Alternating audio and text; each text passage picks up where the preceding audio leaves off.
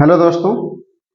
तो उम्मीद करते हैं बाबू कि आप लोग बेहतर होंगे, मस्त होंगे, ठीक ठाक होंगे। आप लोगों का क्लास बहुत बढ़िया से चल रहा होगा और आप लोग इसकी तैयारी ठीक ठाक कर रहे होंगे। ठीक ठाक करने का मतलब कि कुल मिला के परीक्षा के पॉइंट ऑफ व्यू से कायदे से पढ़ाई करिएगा। कायदे से पढ़ाई का मतलब हो गया कि क्लासिफिकेशन, जनरल कैरेक्टर पढ़ के भी रट्टा मार लेंगे, लेकिन स्पेलिंग गलत ना हो इसके लिए लिखना पड़ेगा। क्लासिफिकेशन बिना लिखे याद नहीं होगा, डायग्राम बिना बनाए याद नहीं होगा। तो आप डायग्राम जितने भी आपके चैप्टर्स में दिए हुए हैं जनरा के अंतर्गत, वो डायग्राम को आप बेहतर तरीके से बनाइए और साथ में कोशिश करिए कि आप क्लासिफिकेशन को लिखें। आप सुबह शाम, एक बार सुबह में, एक बार शाम को, एक बार सुबह में, एक बार शाम को डेली लिखिए। 10 या 12 मिनट लगेगा क्लासिफिकेशन लिखने के लिए। बहुत ज्यादा प्रेशर लेने की जरूरत नहीं है। समय आपका अभी ठीक ठाक चल रहा है। नवंबर के बाद दिसंबर आएगा और नवंबर के बाद जब दिसंबर आया, दिसंबर में परीक्षा चलेगी 1 महीना। आप सुबह शाम डेली क्लासिफिकेशन लिखा करिए। 2-2, 3-3 क्लासिफिकेशन सुबह में, 3-4 शाम को डेली लिखा करिए। 10 से 8 से 10 दिन में वो ऑटोमेटिक याद हो जाएगा। बहुत प्रेशर लेंगे, इतना बड़ा नाम याद करने में बहुत समस्या होगी। और एक रफ खरीद लीजिए और रफ पे प्रैक्टिस करिए डायग्राम की। और एक कलम लेकर के कलम से डायग्राम बनाया करिए। पेंसिल से डायग्राम नहीं बनाया जाता है। और खिलौना वाला डायग्राम जो पेंसिल से बनता है वो छोटे बच्चे बनाते हैं, आप नहीं बनाते, आप सयाने हैं। और आप अगर छोटे छोटे पेंसिल से डायग्राम बनाएंगे तो विशेष मान के चलिए कि वो रिस्पांस आपको एग्जामिनर नहीं देगा जो नंबर देना चाहेगा। तो इसलिए आपको ये सलाह है कि आप कलरफुल पेन से डायग्राम बनाया करिए। बहुत बढ़िया और बेहतर नंबर मिलेगा, इसमें कोई डाउट नहीं। ठीक है। मेल रिप्रोडक्टिव ऑर्गन और फीमेल रिप्रोडक्टिव ऑर्गन का डायग्राम आपके सामने, उधर कोकून का डायग्राम, ठीक है ना। आप देख रहे हैं कि ये इसका जो हिस्सा है, ये वाला है इंटेस्टाइनल सैक, इंटेस्टाइन। यहां से वैस इफरेंशिया है, ठीक है ना, वैस इफरेंशिया है। और इस वैस इफरेंस से स्पर्म आएगा, फिर जाएगा वैस डिफरेंस में, ठीक है। ये नली वैस डिफरेंस। इसके बाद ये जो गुच्छे जैसी संरचना आपको दिख रही है दोनों तरफ, इसे इपीडाइमिस कहते हैं। स्पर्म जाएगा इपीडाइमिस में, स्टोर होता है। अब यहां से स्टोर होकर के इस नली से, जिसको हम कहते हैं इजैकुलेटरी डक्ट, इपीडाइमिस से स्पर्म निकलेगा, जाएगा प्रोस्ट्रेट चैम्बर से होता हुआ इसमें जाएगा, जिसको कहते हैं पेनिस सैक। जब पेनिस सैक में जाएगा तो इसी से पेनिस के माध्यम से फीमेल के वाजाइना में जाएगा, ठीक है ना। अब ये देखेंगे इसका, ये 10वां खंड है। ये डॉट लाइन आपको दिखाई ऊपर का 10वां खंड है, और ये 11वां खंड है, और ये 12वां खंड है, ठीक है। 10, 11, 12 तीनों खंड है। तो जो मेल का ओपनिंग पार्ट्स होता है, मेल का जो जेनाइटल पार्ट होता है वो 10वें खंड में होता है, और फीमेल का जो जेनाइटल पार्ट्स होता है वह किस खंड में होता है? 11वें खंड में होता है। तो फीमेल का जो ओपनिंग पार्ट्स होता है, जेनाइटल पार्ट्स होता है, वही 11वां खंड होता है, जबकि मेल का कौन सा होता है? 10वां खंड होता है। अब ध्यान दीजिएगा, ये फीमेल का 2 ओवरी होती है, ठीक है ना। ओवरी है, ये ओवी सैक बोलते हैं इसे, ये ओवी सैक है, ठीक है। और इसके बाद ये हिस्सा जो ओवरी है जिसमें ओवम बनेगा, ये नलिकाएं दोनों आपस में जो जुड़ी है इसी को ओविडक्ट कहते हैं। दोनों जो आपस में कॉमन एक जगह जुड़ी हुई है इसी को कॉमन ओविडक्ट कहते हैं। ये कॉमन ओविडक्ट कहाँ खुलेगा? वाजाइना में खुलता है। और वाजाइना में, ये वाजाइना क्या है? इसके पहले वाले लेक्चर मैंने पढ़ा था कि ये वाजाइना योनि है और फीमेल का रिप्रोडक्टिव ऑर्गन्स का एक्सटर्नल भाग है, बाहरी भाग है। बाहरी भाग का मतलब हो गया कि ये बाहर है, इसी में फीमेल की बॉडी के अंदर इसी के माध्यम से क्या जाएगा? स्पर्म जाएगा मेल का। तो मेल का स्पर्म इसी के माध्यम से फीमेल की बॉडी में एंट्री करेगा, कापुलेटरी ऑर्गन के माध्यम से यहीं पे एंट्री करेगा और जाएगा, और वाजाइना में उसका फर्टिलाइजेशन होगा। फर्टिलाइजेशन होने के बाद जाइगोट बनेगा, और जाइगोट बनने के बाद वो जब उसका एग लेइंग होगा तो उसी के ऊपर कोकून का फॉर्मेशन होता है। कोकून फॉर्मेशन एक तरह का लिक्विड तरल पदार्थ होता है जो छल्लेनुमा संरचना चारों तरफ से उस एग को कवर करेगा। और एक तरह से मोटी मोटा अपनी भाषा में आप समझने के लिए समझ सकते हैं कि जो कोकून होता है एक तरह का वो कपड़ा, जैकेट या कोट होती है जो अंडे को या एग को कुछ समय के लिए प्रोटेक्ट करती है। प्रोटेक्ट करने का मतलब ये होता है कि अगर वो प्रोटेक्ट ना करेगी तो एग खराब हो जाएगा। एग में हैचिंग की प्रक्रिया जो होती है वो नहीं होगी, इंक्यूबेशन उसका नहीं चलेगा। तो उसको प्रोटेक्ट करने के लिए, एग को प्रोटेक्ट करने के लिए, बचाने के लिए, उसको किसी भी तरह के एक्सटर्नल इंजरी से बचाने के लिए उसके ऊपर कोकून का फॉर्मेशन होता है। और कोकून के अंदर उसका जो मैच्योर जो लीच होता है वो मैच्योर फार्म होने लगता है, और जो इंक्यूबेशन इसमें जो लीच के अंदर जो कुकुन का फॉर्मेशन होता है वो 6 घंटे में होता है। तो लीच के अंदर जो कुकुन का फॉर्मेशन होता है वो 6 घंटे में होता है, और लगभग 15वें दिन लीच उसमें से बाहर निकलने लगती है और एक नई जोंक बन के तैयार हो जाती है। तो ये जो प्रोसेस होता है कुकून का, ये आपके नोटबुक में बेहतर तरीके से दिया हुआ है, और आप इसको नोट्स बनाते समय उसमें से बुक्स का सहारा लेकर के आप अच्छे से नोट्स बना सकते हैं इसका, क्योंकि आपको थ्योरेटिकली लिखना भी होगा इसका, और इसके फॉर्मेशंस का डायग्राम भी बनाना होगा। तो फॉर्मेशन के डायग्राम में मैंने इसका अंतिम एक डायग्राम बनाया हुआ है, जो इसके ऊपर जो छल्लेनुमा संरचना आपको दिख रही है, छल्लेनुमा, इसी को कहते हैं आउटर स्पंजी लेयर, ठीक है ना। ये आउटर स्पंजी लेयर है, बीच वाला एल्ब्यूमेन है, ठीक है ना। यही के किनारे पर कुकून का फॉर्मेशन होता है। ये दो इसके प्लग होते हैं, एक होता है पोस्टीरियर पोलर प्लग और एक होता है एंटीरियर पोलर प्लग होता है। और ये जो लेयर आपको इसमें दिख रही है, इसी लेयर को कहते हैं इनर मेम्ब्रेनस लेयर। तो ये हो गया इनर मेम्ब्रेनस लेयर, ये हो गया आउटर मेम्ब्रेनस लेयर, और बीच वाला जो मटेरियल है इसको एल्ब्यूमेन कहते हैं। यहाँ पे दो संरचनाएं आपको दिख रही है प्लग जैसी, ठीक ना। तो ये पोस्टीरियर पोलर प्लग है और इंटीरियर पोलर प्लग है। तो ये जोंक का एक तरह से आप ये कह सकते हैं कि नवजात अवस्था या शिशु वाली अवस्था होती है, जिसमें बेचारा भाई पल बढ़ रहा है। जैसे ही पल बढ़ के अच्छा खासा तैयार होता है, उस टाइम यह धीरे धीरे 15 दिन के आसपास जाते जाते यह कुकून से बाहर निकल करके यंग स्वस्थ ठीक ठाक दिखने लगता है, ठीक है ना।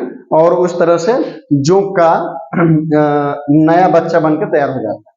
उम्मीद करते हैं कि सामान्यतया ये डायग्राम आपको, ये फीमेल रिप्रोडक्टिव सिस्टम है, ये मेल रिप्रोडक्टिव सिस्टम है, ये समझ में आपको आ रहा होगा, क्योंकि आपको पता है कि जो इसका वैस डिफरेंस है थोड़ा लंबा होता है और बहुत लंबा होता है, ठीक है ना। 12वें खंड से लेकर के लगभग ये 11वें खंड या 12वें खंड से यहाँ से लेकर के लगभग ये 22वें 24वें खंड तक 22वें खंड तक होता है। तो उम्मीद करते हैं कि ये दोनों टॉपिक्स आपके कंप्लीट होते होंगे। एक छोटा सा पॉइंट है इसमें, पॉइंट क्या है, पॉइंट ये कि जो जोंक होती है उसका मेडिकली यूज भी होता है। तो मेडिकली यूज क्या होता है, जैसे जोंक अगर पानी वानी में है तो हमको आपको जब पकड़ेगी तो ऐसे, जैसे कभी कभी हम लोग अपना ब्लड टेस्ट कराने हॉस्पिटल वगैरह में जाते हैं, पैथोलॉजी लैब में जाते हैं, तो पैथोलॉजी वाले सेंटर जब हम खून जांच करवाने जाएंगे तो वो क्या करेगा, एक पट्टा बांधेगा, खून धीरे से निकाल लेगा, पता नहीं चलेगा। इसी तरह से जोंक जो होती है हमारी बॉडी पे चिपक करके धीरे धीरे खून चूसती है, हमें उतनी घबराहट उतना पता नहीं चलता, चुनचुनाएगा हल्का हल्का, आपको महसूस होता है कि लगता है कि कोनो कुछ हो रहा है, खुजली जैसा होगा, इरिटेशन टाइप होगा, ठीक है ना।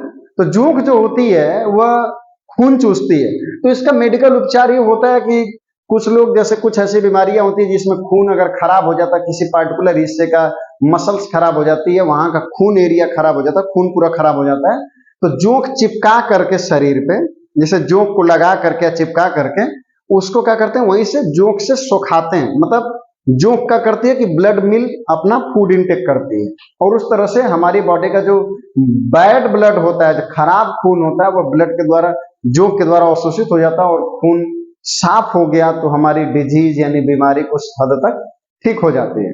दूसरी कंडीशन ये होती है कि जोंक पहले जब हमारी बॉडी को टच करेगा, टच करने के बाद जब चुभाएगा पिन, तो पिन चुभाने पे क्या करता है, जैसे पिन चुभाने का मतलब जो सकर्स उसके होता है, तो उसमें हीरोडीन नाम का एक केमिकल सिक्रेट करता, ताकि हमारा खून जब बॉडी से बाहर आए तो जमे न। तो हीरोडीन जोंक से केमिकल है, ठीक है ना, उसको निकाला जाता है और एंटीकागुलेंट के रूप में मेडिकल साइंस में उसका यूज किया जाता है। हीरोडीन जो खून को जमने नहीं देता है, तो जोंक के अंदर होता है, और जोंक जैसे हमारी बॉडी पे चिपकेगी तो वहां से वो शक करना शुरू कर देगी। तो जब ब्लड हमारा हमारी बॉडी से बाहर रिलीज होना शुरू होगा, तो जैसे ही वो रिलीज होगा वैसे ही हवा के संपर्क में आकर के जमे ना, या जम न जाए, या बाहर आने के बाद वह उसकी प्रोटीन्स काम न करने लगे, वह जमा न दे, हिपेरिन इनएक्टिव ना हो जाए, इसके लिए हीरोडीन नाम का एक केमिकल सिक्रेट होता है जोंक से, जो ब्लड को जमने नहीं देता है। तो मेडिकल साइंस में करते क्या है कि हीरोडीन्स को कलेक्ट करते हैं और एंटीकागुलेंट्स के लिए लैब में मेडिकल साइंस में उसका यूज किया जाता है। इसका एक और है कि जैसे किसी का बाल अगर पक रहा है और झड़ रहा है या टूट रहा है, तो उसके लिए एक जोंक का जो ऑयल्स आता है या तेल आता है उसका भी प्रयोग किया जाता है। बाल पकने में भी और कर्व होकर के टूटने में भी इसका जो उपचार होता है वो किया जाता है खास करके। और इसमें उसका तेल का प्रयोग हम करते हैं, ऑयल्स यानी लीच ऑयल होता है, लीच ऑयल का प्रयोग किया जाता है।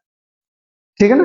तो ये जोंक के कुछ विशेष काम ऐसे हैं जो सामान्यतया मेडिकल साइंस में प्रयोग इसका किया जाता है और आयुर्वेदिक में भी इसका प्रयोग किया जाता है। मतलब जैसे खरबिदइया दवाई के रूप में भी इसका कुछ होम्योपैथिक सेंटर, होम्योपैथिक क्लिनिकली इसका प्रयोग किया जाता है। जैसे होम्योपैथी को गांव में लोग ये समझते हैं कि पूरा एकदम प्योर शुद्ध है, तो उसी शुद्ध के रूप में जैसे आप मान लीजिए कि आपके शरीर में अगर खून खराब हो रहा है तो खून खराब हो गया, चूसा देंगे निकल जाएगा, खून जोंक लेके भाग गया, तो जब जोंक लेके भाग जाएगा तो आपको कोई दिक्कत होगी नहीं।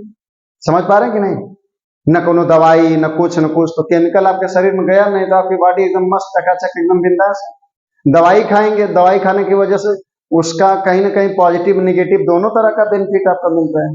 अगर सकारात्मक है तो नकारात्मक मिलेगा, निगेटिव पॉजिटिव दोनों इफेक्ट। जोंक अगर चूस करके गंदा खून अगर अपनी बॉडी में ले लिया तो हमारा इससे पॉजिटिव है निगेटिव तो कुछ है नहीं, क्योंकि खून अगर आप बॉडी में रहेगा तो खराब करेगा ही, आपको नुकसान पहुंचाएगा ही।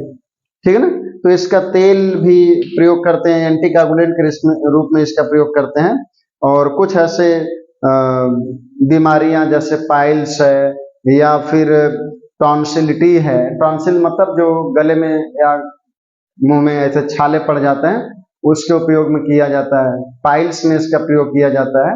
तो ऐसे बहुत से ऐसे बीमारियां हैं जो वेदों के थ्रू या ऐसे जो खरबिरिया दवाई के रूप में लोग कहते हैं ना कि सही हो जाएगा। जैसे गांव में अभी भी आप देखेंगे कि बहुत से ऐसी बीमारियां हैं जिसका उपचार लोग खरबिरिया दवाई, जो गांव में कोई पौधे की पत्ती, छाल या फिर उसकी जड़ को तोड़ करके काट करके लाते हैं, उसी का दवाई बना करके पीते हैं। तो एक सामान्य सा देसी देहाती उपाय है जिसके माध्यम से भी इलाज इसका किया जा सकता है।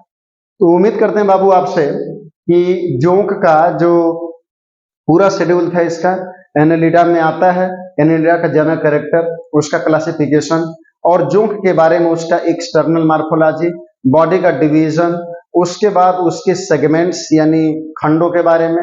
फिर उसके बाद आपने पढ़ा कि जो जोंक होती है उसमें जो रिप्रोडक्टिव ऑर्गन विकसित होते हैं, तो मेल क्या करता है, किन किन खंडों से गुजरता है, फीमेल क्या होता है, मेल और फीमेल के ऑर्गन्स आपके सामने दिख रहे हैं, इसके रिप्रोडक्टिव ऑर्गन। उसके बाद ये दिख रहा है कि एग लेइंग जब होता है तो एग लेइंग के बाद जाइगोट बनेगा, जाइगोट के बाद इसका इनक्यूबेशन उसमें कुकुन बनेगा, कुकुन 6 घंटे में बनकर तैयार हो जाता है। इसके बाद 15 दिन लगते हैं उसको मैच्योर होने में। उसके बाद कुकुन से बाहर पूरा जेल को तोड़ करके जोंक बाहर निकल के चला। तो मैं उम्मीद करता हूं कि जोंक यानी एनेलिडा का ये फाइलम आपको समझ में आया होगा। और इसके बाद हम लोग पढ़ेंगे अगला फाइलम जो आपका मिलेगा, अगला फाइलम आपका होगा आर्थ्रोपोडा का। और आर्थ्रोपोडा में हम पढ़ेंगे पैलिमान के बारे में। पैलिमान यानी झींगा मछली के बारे में। आपने नाम सुना होगा झींगा मछली। मछली होती नहीं है, वो मछली नहीं है, क्योंकि मछली तो आपका टेट्रापोडा में आएगा और मछली टेट्रापोडा में आएगा, टेट्रापोडा के क्रैनिएटा में आएगा, क्रैनिएटा के फिर वर्टिब्रेटा में आएगा, वर्टिब्रेटा के बाद एग्नेथा और एग्नेथोस्टोमेटा में आएगा, एग्नेथोस्टोमेटा के पीसीज में आएगा और पीसीज में जो ऑस्ट्राइकोडर्मी, साइक्लोस्टोमेटा, प्लाइकोडर्मी, कॉन्ड्रिक्टिज और ऑस्ट्रिक्टिज है, उसमें हमको मछली पढ़ना होता है। हम खा लेते हैं इसलिए उसको मछली बोलते हैं। जैसे केकड़ा खाते हैं, आर्थ्रोपोडा का मेंबर है, केकड़ा भी आर्थ्रोपोडा का यानी कीट वाले खानदान से है। और जो झींगा आप खाते हैं वो भी कीट वाले खानदान से। तो एक तरह से कह सकते हैं कि जो सबसे बड़ा फाइलम है जीवों में, यानी प्रोटोजोआ से लेकर के कार्डेटा के बीच में जो सबसे बड़ा फाइलम है वो है आर्थ्रोपोडा। आर्थ्रोपोडा के बारे में हम लोग पढ़ेंगे। नेक्स्ट जो क्लास आपकी चलेगी वो आर्थ्रोपोडा के बारे में। उम्मीद करते हैं कि ये एनेलिडा की क्लास आपको समझ में आई होगी।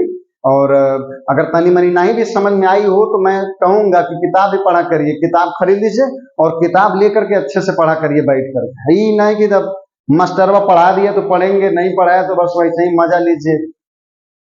आपसे बार बार समझा रहे हैं कि आपकी एग्जाम नजदीक है, मजाक ना करिए, पढ़ा करिए अच्छे से, खूब मन से पढ़ा करिए और नोट्स बनाते रहिए, प्रैक्टिस करते रहिए, टाइम पास ना करना।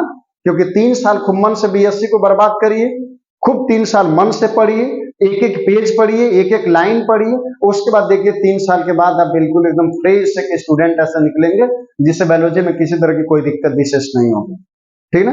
कोई भी बहुत टीचर बहुत महान नहीं है, 30 मार खान नहीं होता, वो डायरेक्शन दे सकता, बहुत कुछ समझाएगा आपको, बाकी कुल काम करना है आपकी किताबी से। किताब ले लीजिए, पढ़िए मन से बैठ करके, ठीक है ना, और उसे दोहराते रहिए, समझते रहिए। जो चीजें ना समझ में आती हैं उम्मीद करते हैं कि आप कमेंट करिए, उसमें पूछिए, हो सकता है कि कमेंट में मैं आपका उत्तर दे दूं। अगर उत्तर देने लायक कमेंट के माध्यम से नहीं होगा तो जो भी नेक्स्ट क्लास हम चलाएंगे उसमें आपके प्रश्नों को जरूर रखेंगे और उसका उत्तर देने का पूरा प्रयास करेंगे, और विश्वास है कि आपको अपने उत्तरों से अच्छा उत्तर दे करके या आप जो उसका उचित हो वो उत्तर दे करके आपको संतुष्ट करने का प्रयास करेंगे। तब तक के लिए बहुत बहुत धन्यवाद। मस्त रहिए, पढ़ते रहिए, फिर मिलते हैं अगली क्लास में। तब तक के लिए आप लोगों को बहुत बहुत धन्यवाद।